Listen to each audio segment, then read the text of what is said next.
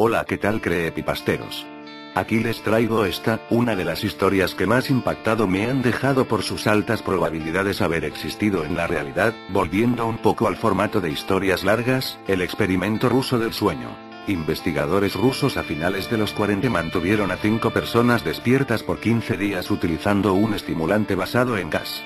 Los tuvieron encerrados en un ambiente sellado para monitorear cuidadosamente el uso de oxígeno, de manera que el gas no los matase, debido a las altas concentraciones de gas. Esto fue antes de que existiera el circuito cerrado, por lo que tuvieron que usar micrófonos y ventanas con grosor de 5 pulgadas para observar a los sujetos. El cuarto estaba lleno de libros, cobijas para dormir, pero ninguna cama, agua corriente, baño y la suficiente cantidad de comida para que los 5 sobrevivieran por un mes. Los sujetos de prueba eran prisioneros políticos y de guerra declarados enemigos del Estado durante la Segunda Guerra Mundial. Todo estuvo bien por los primeros 5 días. Los sujetos rara vez se quejaban después de que falsamente se les había prometido su libertad si aceptaban tomar parte de la prueba y no dormir por 30 días. Sus conversaciones y actividades fueron monitoreadas y los científicos notaron que conforme pasaba el tiempo, ellos hablaban sobre incidentes traumáticos de su pasado. Después de 5 días se empezaron a quejar de las circunstancias y eventos que los llevaron a donde estaban y empezaron a demostrar paranoia severa. Dejaron de hablar entre ellos, y comenzaron a murmurar de manera alterna en los micrófonos. De manera extraña, todos parecían creer que podían ganar la confianza de sus captores si traicionaban a sus camaradas. En un principio se creyó que esto era un efecto del gas. Después de 9 días, el primero de ellos empezó a gritar. Corría por todo el cuarto gritando repetidamente por 3 horas seguidas. Después, trató de continuar gritando, pero solo podía dar un grito ocasional. Los científicos postularon que físicamente se había destrozado las cuerdas vocales. La parte más sorprendente de comportamiento fue cómo sus compañeros reaccionaron a esto. O mejor dicho, como no reaccionaron, continuaban murmurando en los micrófonos hasta que el segundo de los prisioneros comenzó a gritar. 2 de los prisioneros que no gritaban, tomaron los libros y llenaron página tras página de sus propias heces, y de manera calmada, los pusieron sobre las ventanas del cuarto. Los gritos cesaron de repente. Al igual que los murmullos de los micrófonos. Pasaron otros 3 días. Los investigadores checaban los micrófonos constantemente para asegurarse de que trabajaban, porque creían que era imposible no escuchar sonidos con 5 personas dentro. El consumo de oxígeno indicaba que los 5 debían seguir vivos. De hecho, el consumo de oxígeno era el necesario para 5 personas que hacían ejercicio extenuante. En la mañana del 14º día, los investigadores hicieron algo que no debían hacer para llamar la atención de los prisioneros. Utilizaron el intercom dentro del cuarto, esperando provocar respuestas de los prisioneros, pues temían que estuviesen muertos, o en estado vegetal. Anunciaron: abriremos el cuarto para probar los micrófonos. Aléjense de las puertas y acuéstense con las manos atrás en el piso o se les disparará. Se le otorgará la libertad a uno de ustedes si obedecen. Para su sorpresa, escucharon solo una frase, con voz calmada: no queremos ser liberados. Hubo gran debate entre los investigadores y fuerzas militares que financiaban el proyecto. Sin poder provocar más respuestas utilizando el intercom, finalmente se decidió abrir el cuarto a la medianoche del día número 15. Se limpió el gas del cuarto, y se llenó de aire fresco. Inmediatamente, voces de los micrófonos empezaron a objetar. 3 voces diferentes rogaban por la vida de sus seres queridos, que encendieran el gas nuevamente. Se abrió el cuarto para sacar a los prisioneros. Gritaron más fuerte que nunca, al igual que los soldados, cuando vieron lo que había dentro. 4 de los sujetos seguían vivos. Las raciones de los pasados 5 días no habían sido tocadas. Habían pedazos de carne de las costillas y pantorrillas del sujeto muerto colocados dentro del drenaje del centro del cuarto, bloqueándolo, permitiendo que 4 pulgadas de agua se acumulara en el piso. Los 4 sobrevivientes también tenían pedazos de piel y carne arrancada de sus cuerpos. La destrucción de tejidos y la exposición de huesos en la punta de sus dedos indicaba que las heridas fueron infligidas por las manos, y no con los dientes, como era de suponerse. Al examinarlos, se descubrió que la mayoría de las heridas fueron autoinfligidas en su mayoría. La piel y los órganos detrás de las costillas fueron removidos, mientras que el corazón, los pulmones y el diafragma seguían en su lugar. El tracto digestivo de los 4 sujetos podía verse trabajar, digiriendo comida. Rápidamente se hizo aparente estaban digiriendo su propia carne, y que ellos la arrancaron y se la comieron en el transcurso de los días. La mayoría de los soldados eran fuerzas especiales rusas en las instalaciones, pero aún así, muchos se negaron a regresar al cuarto para sacar a los prisioneros. Estos, sin embargo, insistían a gritos que los dejaran dentro y de manera alterna rogaron y demandaron que se encendiera el gas nuevamente, para evitar quedarse dormidos.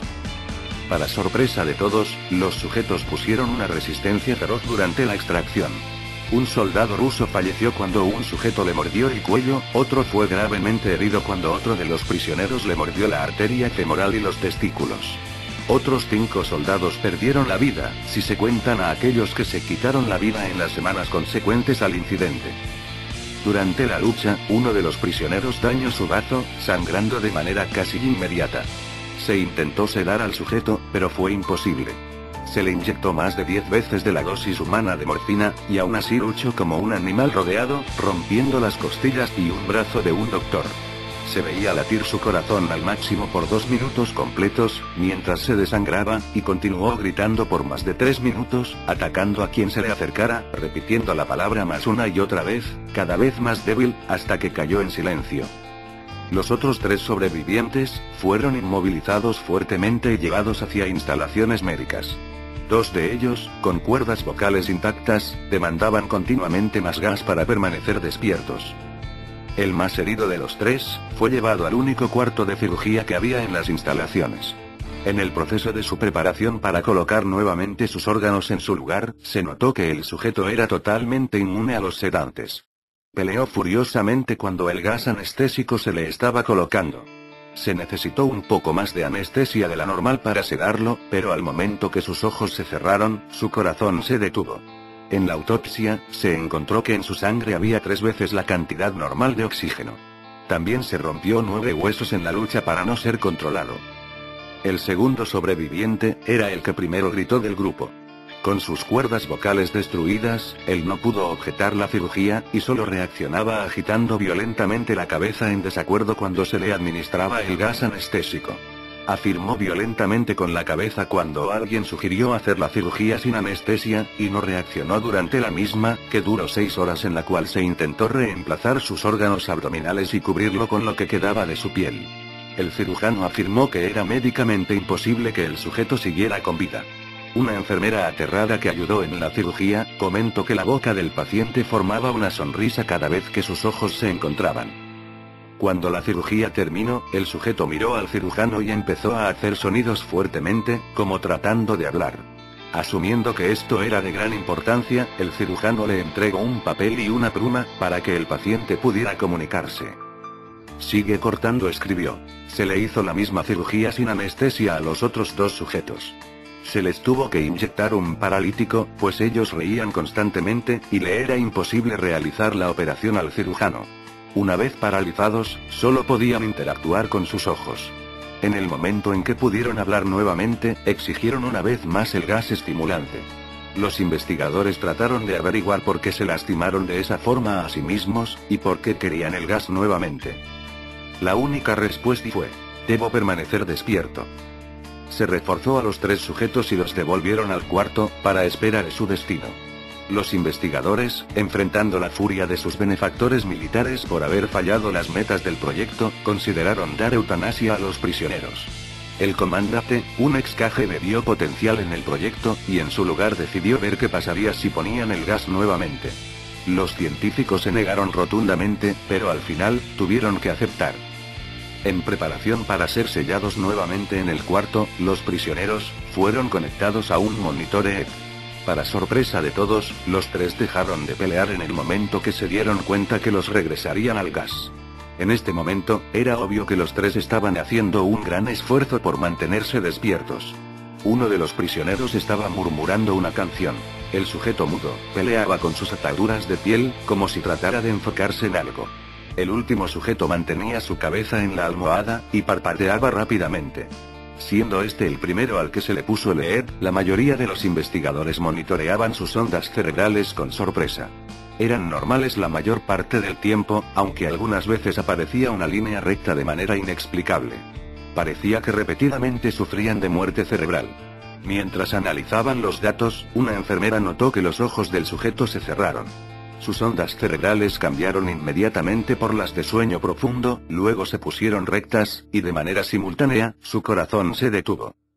El único sujeto que quedaba que podía hablar comenzó a gritar para que lo encerraran en ese momento. Sus ondas cerebrales mostraban las líneas rectas del sujeto que acababa de morir por quedarse dormido. El comandante dio la orden de sellar el cuarto con los 2 prisioneros dentro, junto con 3 de los científicos. Uno de los 3, inmediatamente tomó un arma y abrió fuego contra el comandante, matándolo de un tiro entre los ojos. Después apuntó al prisionero mudo, y le voló el cerebro. Apuntó al prisionero que quedaba vivo, mientras que los demás investigadores escaparon del cuarto. No me encerraran con estas cosas. No contigo. Le gritaba al prisionero que estaba atado al camastro. ¿Qué eres? Demandó. Necesito saber. El prisionero sonrió. ¿Tan fácilmente te has olvidado de mí? El prisionero preguntó. Somos ustedes. Somos la locura que está encerrada en todos ustedes, rogando por libertad en cada momento de tu vida, desde lo más profundo de tu mente animal. Somos aquello de lo que te escondes en tu cama todas las noches.